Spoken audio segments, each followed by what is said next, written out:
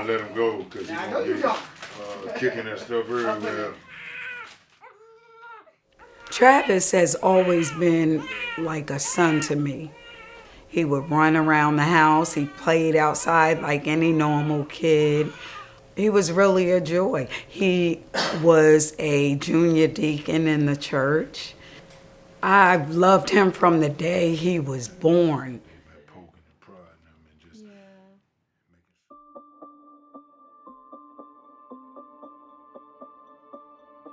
I was 18 years old when I had Travis. I started running the street, started doing drugs. Just going wild. You have to understand, I was locked up his entire life until I showed up when he was like 10 years old. When I came home, to me, my one job was to make sure he did not go inside. But I saw it in him. I saw he had great potential for becoming a prisoner.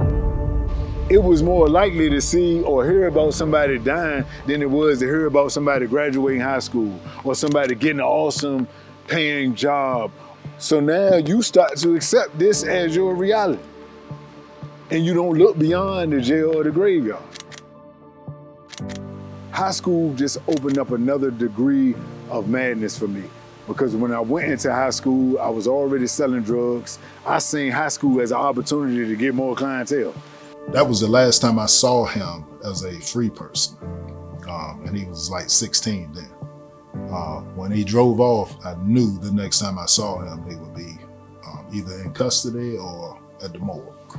So the minute that death became more real of an outcome than anything else was the minute I started thinking about, well, why am I hustling all hard every day? We should just rob something.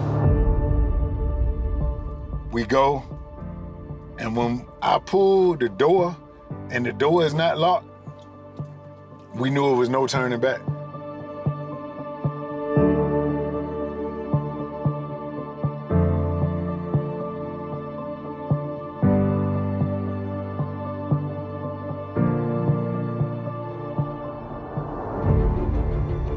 May 3rd, 1994, robbery and use of a firearm and commission of a felony. May 10th, 1994, robbery and use of a firearm and commission of a felony. May 24th, 1994, attempted robbery, malicious wounding, and use of a firearm and commission of a felony. May 25th, 1994, robbery and use of a firearm and commission of a felony. I had never seen a sentence like that in my life. Never would I have expected another human being to impose a sentence of that magnitude on a kid. The final number was 2,093 would be my release.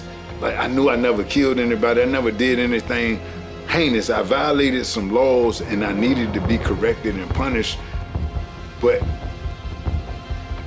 the totality of my life being exchanged for those mistakes was something that I couldn't really accept. Instantly, it brought a conviction that, okay, if they're not gonna give me my freedom, then I'm gonna take it.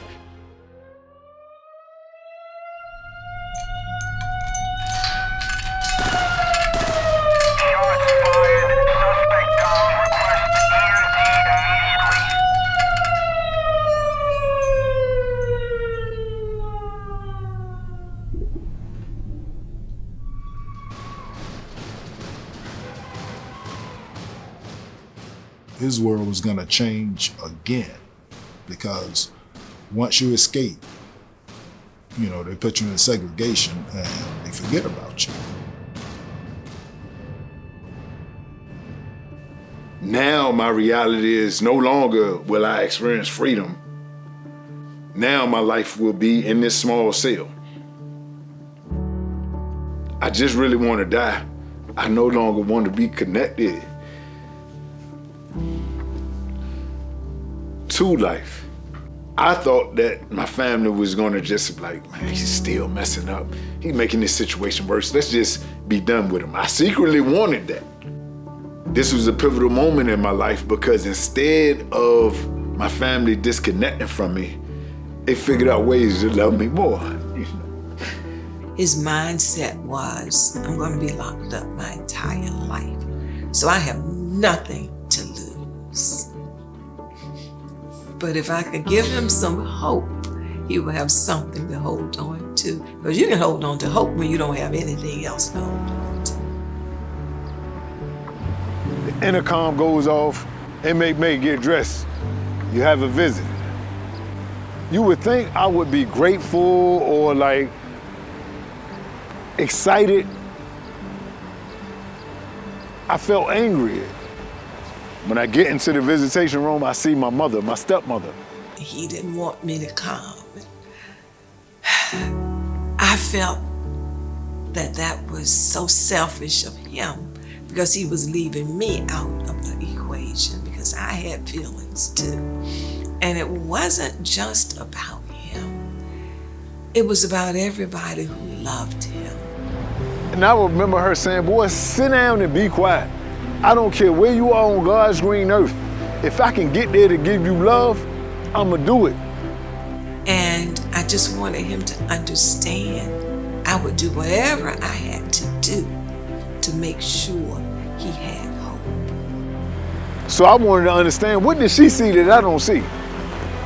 I've always felt like I was out of possession of my life.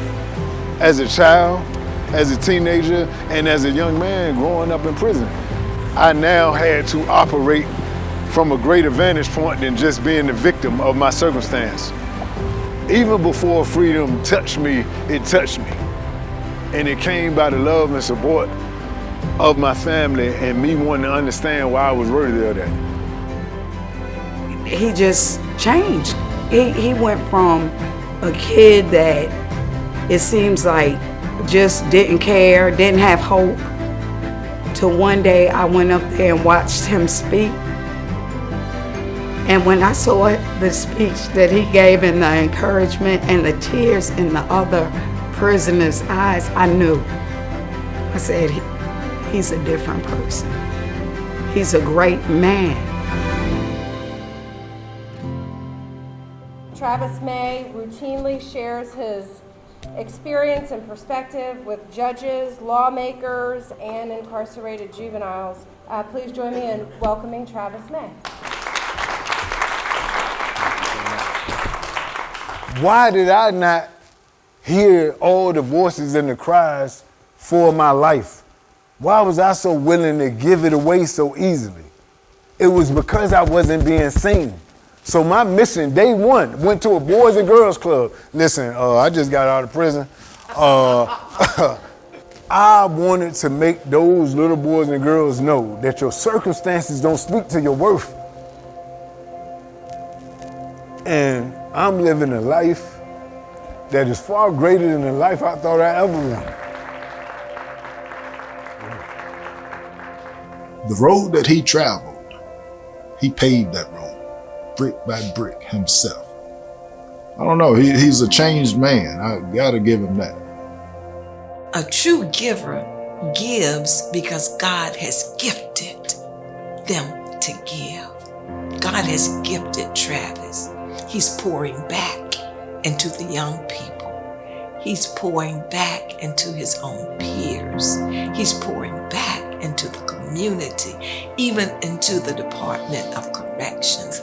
He's pouring back. If I could go back and talk to the individual that was present about to commit the crimes that they committed, I would just want to let them know one thing, man, that you matter. You matter, you're beautiful, and life is worth living, you know.